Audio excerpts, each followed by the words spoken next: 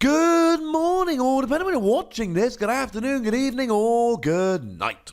My name's Ross, and as always told, out of Voice Radio. So today, we're going to be looking at a really weird GX. It's Onix GX. And this is weird because this is not the final evolution. Now, it's not like this has never happened before. We did have Ash's Pikachu GX, and by we, I mean Japan, because we didn't get it. And we do know that EVGX is out in Japan and will be coming out here at some point in the not too distant future. And there's 3 different artworks, which I shouldn't say because then I've got to put all 3 on screen and make them the right size, and it's a bit of work. But hey ho, I've said it now, I'm sticking with it.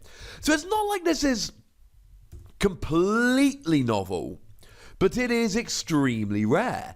And what can we say about Onix? It is not going down without a fight, ladies and gentlemen. Oh yeah, and it's also got its own stadium, which might sound familiar from a moment ago. By which I mean my previous video. It was on Starmie, which also had its own stadium. So 200 HP is big, especially when you consider that's more than Starmie, which is a stage 1. I mean, to be fair, we've still got like Wishy Washy GX that has 210. So it's not the biggest basic GX, but it's pretty gosh darn huge. Weakness to grass is fine because you do see some Vikavolt decks playing down Mize, but other than that, it's just not particularly relevant in the metagame at the moment. And being a fighting Pokemon means you get access to Diancie Prism Star to do a little bit of extra damage. And you get Brooklet Hill to search yourself out, although you do have your own stadium, which we're probably going to be wanting to play instead. Oh yeah, and you're hitting weakness on Zoroark, which is brilliant. Also multiple Tag Team GXs, including Pikachu and Zekrom, which is already winning tournaments over in Japan. So there's a lot to like about the basics. Oh yeah, the retreat cost of 4. Remember I keep telling you about Brawny Pads, gives you an extra 50 HP if you got a retreat cost of 4. That means that you can have an HP of 250, and Wishy Washy doesn't have that. Wishy Washy only has a retreat cost of 3, so if you want a Pokemon to tank with, this is about the best option we've got. Because if we have a look at the stadium here, it is Brock's Pewter City Gym. Again, like we saw with Misty Cerulean City Gym, it's clearly got Brock at the beginning of the title here. It reduces damage done to Onix GX, only Onix GX, not regular Onix, by 40. This is ridiculous, ladies and gentlemen. That means that if you have a Brawny Pads on here, not the most difficult thing to get going, and you have your stadium in play, not the most difficult thing to get going, you have 290 HP, effectively. Your opponent's got to do 300 damage to get a KO here. So that's something like a Dalmise with a choice band and weakness in order to get a KO here. That's Blacephalon lost zoning 6 energies. That means to KO 3 of these, Blacephalon needs to lost zone 18 energies, which they're probably not going to be able to do. And okay, Magikarp and Wailord has 300 HP, but Magikarp and Wailord gives up 3 prizes. If you want a walling Pokemon, this might be the best we've got. And yeah, Field Blower will get rid of both Brawny Pads and the stadium, but if they don't have it, this is phenomenal. And the first attack, translation of course by the lovely David Hochmann, because, you know, David, really fits this theme as well. And it's a fairly low rent, a fairly standard attack. 1 fighting energy, 30 damage, flip a coin, if heads, paralysis.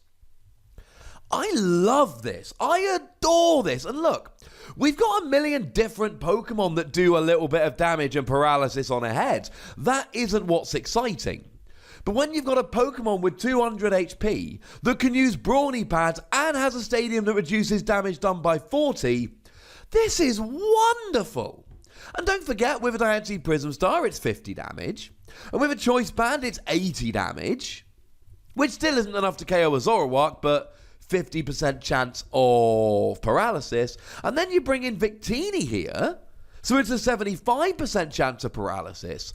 And all of a sudden, we've got one of the best walling, stalling Pokemon we've got. Now, I am fully aware that when we play walling decks, think things like Wishy-Washy or Regigigas or Hooper, what we're generally doing is not playing any energy so that we can take advantage of Max Potion and Ace Roller. Our opponent isn't able to get a KO, we Max Potion and Ace Roller. But actually, I think this could be just as good playing a little bit of energy. Because you play a few energy here, and then you've still got gigantic HP, plus brawny pads, plus the stadium. But now you're paralysing them every turn, or with Victini, 3 out of every 4 turns. So now, they've got to do 290 to get a one-hit KO. And that's on a turn when they're not paralysed. So sure, they'll draw into Field Blower every so often, but they've got to draw into Field Blower on a turn when they're not paralysed. And sure, they can use stuff like Ace Roller and Guzma to get out of paralysis, but they're going to run out of them sooner or later, and when they do, ha ha ha, ha ha ha ha, ha ha ha ha ha. This is great as a walling Pokemon. Huge HP, brawny pads, Pewter City Gym, 3 out of 4 turns paralysis. This is going to take a lot to KO here. Now, the other 2 attacks are not quite as exciting, but we do need to mention them. The main attack here, I say the main attack, you'll be using the first attack more often than not. Fighting, colourless, colourless, colourless, colourless, 150 damage. I mean, look, Choice Band and a Dancy Prism Star, you're doing 200, that's a Lycan Rock.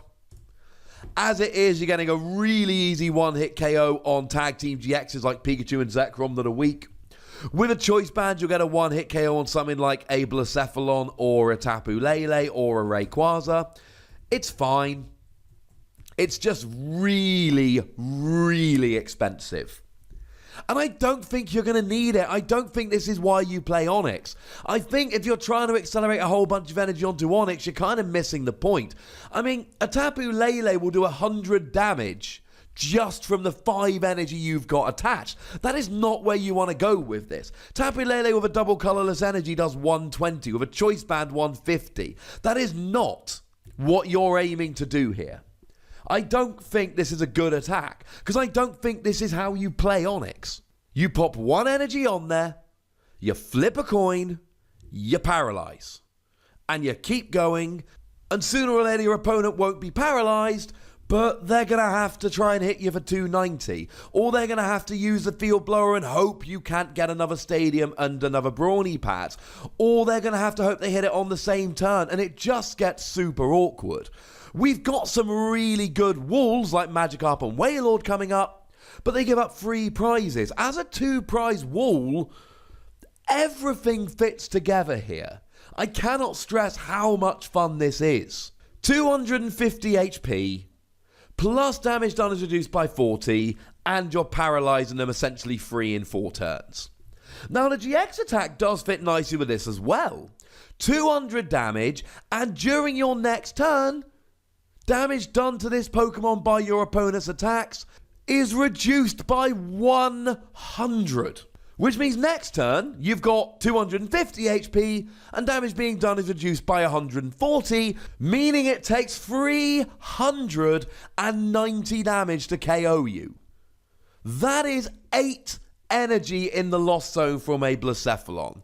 That means that Dowmai's of a Choice Band only doing 320 isn't even that close. It's just too expensive. And there's a supporter card we're going to be looking at tomorrow which can help accelerate energy, and I don't care. I just don't care. Because I don't think you use these attacks. And you can use double colourless energy, and I don't care. And you can put this in a Malamar deck with just a couple of fighting or rainbow energy, and I don't care. This ain't why you're playing it. There is one reason Onix is good.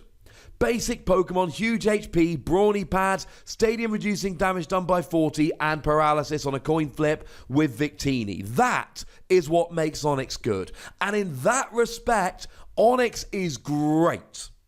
I am convinced that people are going to be making wall decks with this, because you know what? when you're playing a Hooper, I hope they don't have good non-EX, non-GX Pokemon.